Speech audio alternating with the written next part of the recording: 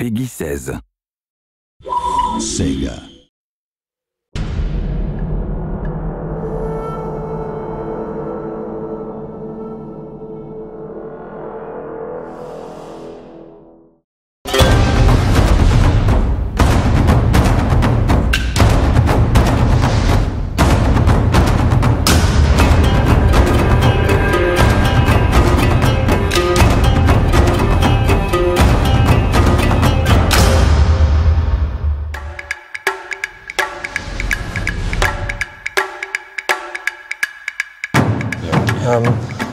For a PC game, Total War's always had fairly weak multiplayer. It's only ever been the battle part of the game. It's been a recycled part of the game until Napoleon, and we really never really made it a central focus. And this time we have. It's the first time it's actually the fourth part of the game. You know, yeah, it's like a whole new. Sorry, it's actually amazing fun as well. It has a longevity to it as well, which is not something we've had before. It's not just game modes multiplayed.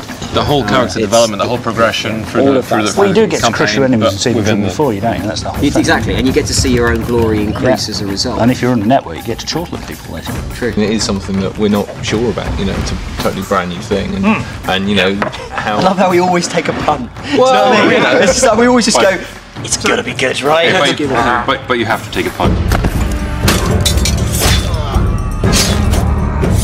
The first thing for us is we all know that the battles are fun, but they're 10 times more fun if there's context. Yes. So we have to give context. You have to give the player some reason to care about the precise details of the result, not just whether he wins or loses. The outcome, yeah. So it's how many men you lose and how. So not just pride. Yeah. So you need investment. And some kind of long-term thing wrapped around those individual battles. Yeah.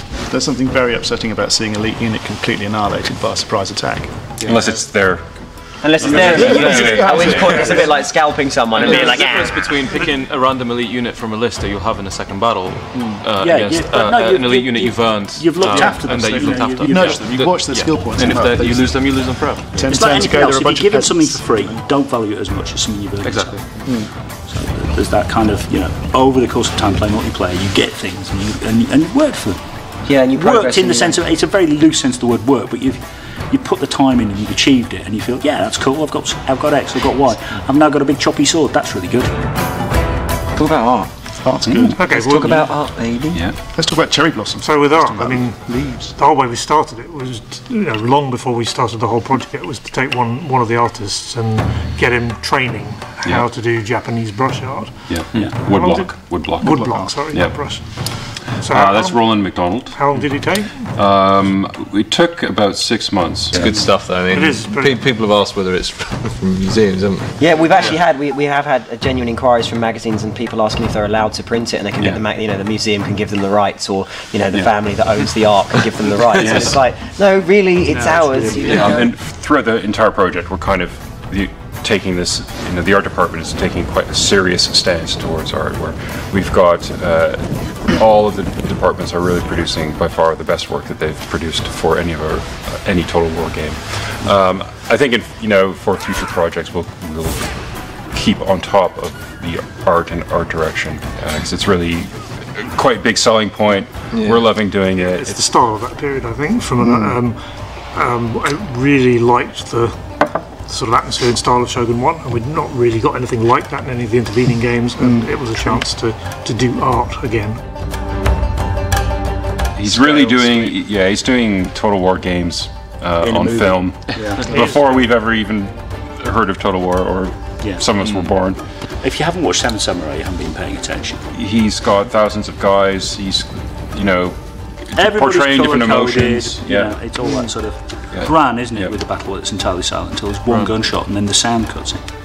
It's this enormous battle that goes on forever with a castle on fire. And, there's books as well as the Musashi books. That's definitely the stuff that influences me the most. I actually read the Hagakure about 15 years ago, something like that, and the same thing goes for Musashi's Book of the Five Rings, and that stuff is and Sun Tzu, of course. The Musashi books. I mean, I'm talking about the novels. You mean the novels about? Novels are based on the character that wrote the Book of the Five Rings. There's a whole series. There's dozens and dozens of these novels which are completely known to everybody in Japan. So they're Robin Hood effectively as Musashi.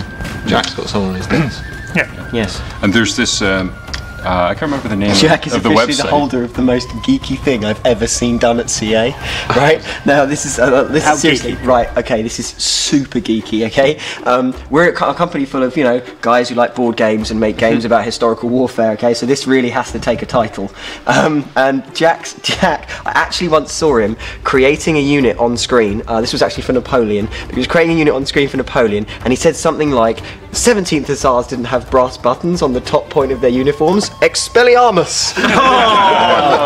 And then deleted it. And I was like, I literally had to stop and tell him that was the most awesome piece of geek I've ever seen in my life.